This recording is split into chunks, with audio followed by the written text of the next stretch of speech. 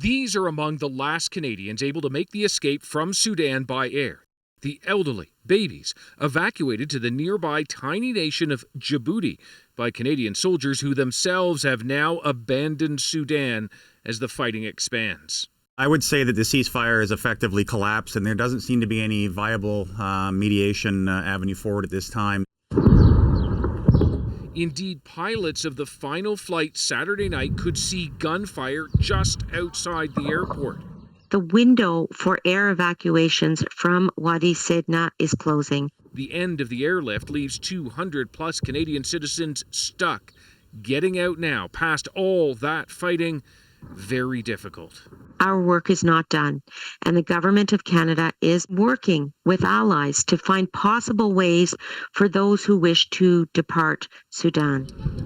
Those who can escape by land may end up in hastily created refugee camps or make the more than day-long drive to Port Sudan. This one in convoys of vehicles sometimes organized by Western militaries. There, ferries and other ships pull people to safety.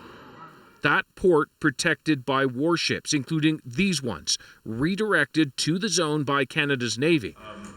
And now, in the region, Canada's Foreign Minister, Mélanie Joly, arriving in Kenya to press for some way to stop the violence in Sudan. If we don't find a peaceful solution quickly, we know this could become one of the worst humanitarian crises in decades here in the eastern part of Africa. The conflict likely to grow the migration crisis in Africa exponentially. Even evacuees who've made it out weren't sure they would do so alive. My parents got to a point where they were essentially starting to come to terms with the fact that there might not be an exit for them and that they might, die.